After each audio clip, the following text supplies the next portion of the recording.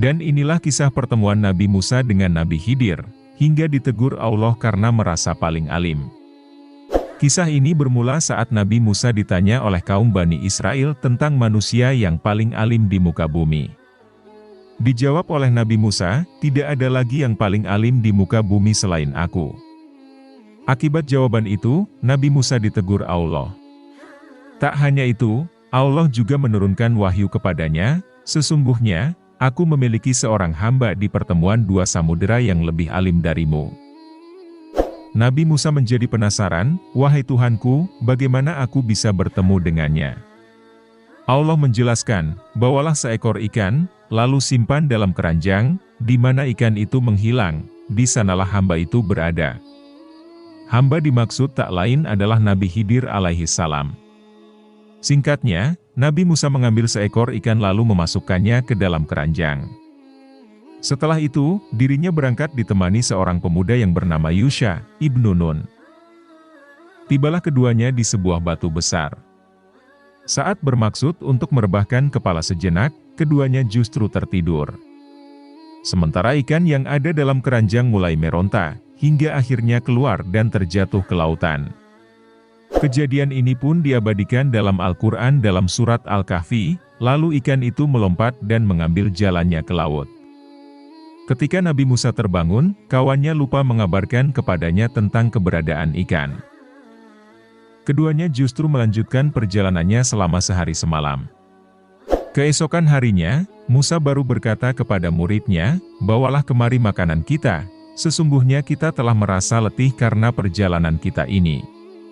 Semula memang Nabi Musa seperti yang tidak mendapati rasa letih, hingga tibalah di tempat yang diperintahkan Allah dan bertanya demikian. Muridnya lantas menjawab, tahukah engkau tatkala kita mencari tempat berlindung di batu tadi, sesungguhnya aku lupa bercerita tentang ikan itu dan tidak ada yang melupakanku kecuali setan dan ikan itu mengambil jalannya ke laut dengan cara yang sangat aneh. Benar sekali, ikan itu mengambil jalannya di laut, sehingga Musa dan muridnya pun terheran-heran. Musa kembali berkata, itulah tempat yang kita cari. Akhirnya, keduanya pun kembali mengikuti jejak mereka semula. Keduanya menyusuri jejak mereka semula, hingga sampai lagi di batu besar. Tiba-tiba ada seorang pria yang berselimutkan sebuah kain.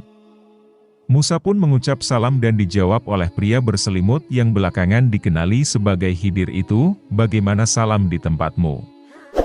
Musa lalu memperkenalkan diri, aku adalah Musa. Ditanya oleh Khidir, apakah Musa kaum Bani Israel? Musa menjawab, benar. Aku menemuimu agar engkau mengajariku sebuah ilmu. Kemudian, Musa meminta izin untuk mendampingi dan mengikuti Khidir. Namun, keinginannya itu diragukan oleh hamba soleh itu, sesungguhnya kamu sekali-kali tidak akan sanggup sabar bersamaku wahai Musa, sebab aku memiliki sebuah ilmu Allah yang telah diajarkan kepadaku, namun tidak engkau ketahui. Begitu juga engkau memiliki ilmu Allah yang telah diajarkannya kepadamu, tetapi tidak aku ketahui. Musa pun berusaha meyakinkan Khidir, insya Allah engkau akan mendapati aku sebagai orang yang sabar, dan aku tidak akan menentangmu dalam sesuatu urusan pun. Secara tidak langsung, Khidir menjanjikan kepada Musa bahwa kemampuannya untuk bersabar ditentukan oleh perkenan dan kehendak Allah.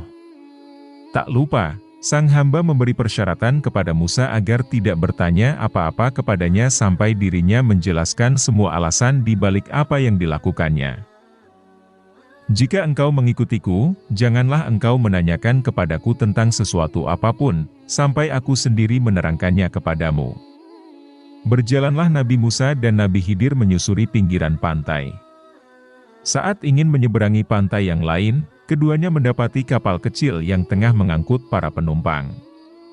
Untungnya, para awak kapal telah mengenali Khidir. Singkatnya, mereka pun membawa Khidir dan Musa menuju pantai yang dituju tanpa diminta imbalan apapun. Di saat demikian, keduanya melihat seekor burung yang hinggap di pinggir kapal. Lalu sang burung meminum sedikit air laut dengan paruhnya. Khidir berbisik kepada Musa, demi Allah, tidaklah ilmuku dan ilmumu di sisi Allah kecuali seperti air laut yang diambil burung itu dengan paruhnya. Saat keduanya berada di dalam kapal, Nabi Musa merasa heran luar biasa karena melihat Khidir melubangi kapal tersebut dengan melepas salah satu papannya. Musa pun lupa dan ingkar akan janjinya. Dalam pikirannya, setiap kerusakan di muka bumi adalah kejahatan. Dan kejahatan lebih berat lagi karena dilakukan kepada orang-orang yang telah berbuat baik kepada dirinya. Nabi Musa lantas menanyakannya, "Mengapa engkau melubangi perahu itu yang akibatnya akan menenggelamkan penumpangnya? Sesungguhnya engkau telah berbuat satu kesalahan besar." Di sana Khidir mengingatkan Nabi Musa akan janjinya, "Bukankah aku telah berkata, sesungguhnya engkau sekali-kali tidak akan sabar bersama dengan aku?" Nabi Musa berkata, "Janganlah engkau menghukumku karena kelupaanku dan janganlah engkau membebaniku dengan kesulitan dalam urusanku." Kemudian, berjalanlah keduanya, hingga ketika berjumpa dengan seorang anak, Nabi Khidir membunuhnya. Lalu Nabi Musa berkata, "Mengapa engkau membunuh jiwa yang bersih bukan karena dia membunuh orang lain? Sungguh, engkau benar-benar telah melakukan sesuatu yang sangat mungkar." Nabi Khidir berkata lagi kepada Nabi Musa, "Bukankah sudah kukatakan kepadamu bahwa sesungguhnya engkau tidak akan mampu bersabar bersamaku?" Nabi Musa berkata kepada Khidir, "Jika aku bertanya kepadamu tentang sesuatu setelah ini, jangan lagi engkau memperbolehkan aku menyertaimu. Sungguh engkau telah mencapai batas yang wajar dalam memberikan maaf kepadaku."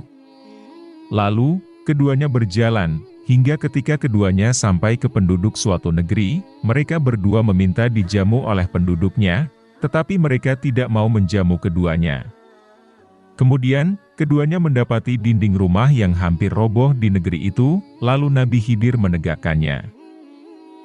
Nabi Musa berkata kepada Nabi Khidir, "Jika engkau mau, niscaya engkau dapat meminta imbalan untuk itu." Nabi Khidir berkata lagi kepada Nabi Musa, "Inilah waktu perpisahan antara aku dan engkau. Aku akan memberitahukan kepadamu makna sesuatu yang engkau tidak mampu bersabar terhadapnya." Adapun perahu itu adalah milik orang-orang miskin yang bekerja di laut. Maka, aku bermaksud membuatnya cacat karena di hadapan mereka ada seorang raja zalim yang mengambil setiap perahu yang baik secara paksa. Adapun anak yang aku bunuh, kedua orang tuanya mukmin dan kami khawatir kalau dia akan memaksa kedua orang tuanya untuk durhaka dan kufur. Maka kami menghendaki bahwa Tuhan mereka menggantinya dengan seorang anak lain yang lebih baik kesuciannya daripada anak itu dan lebih sayang kepada ibu bapaknya. Adapun dinding rumah itu adalah milik dua anak yatim di kota itu dan di bawahnya tersimpan harta milik mereka berdua, sedangkan ayah mereka adalah orang soleh. Maka, Tuhanmu menghendaki agar keduanya mencapai usia dewasa dan mengeluarkan simpanannya itu sebagai rahmat dari Tuhanmu. Aku tidak melakukannya berdasarkan kemauanku sendiri. Itulah makna sesuatu yang engkau tidak mampu bersabar terhadapnya. Seandainya, Musa bersabar dalam mendampingi Khidir, tentu Nabi Musa akan mendapatkan banyak keajaiban dan rahasia yang dialaminya. Sayangnya, Nabi Musa memilih berpisah setelah Nabi Khidir menjelaskan rahasia di balik semua yang dilakukannya. Demikianlah kisah ini, semoga dapat menginspirasi.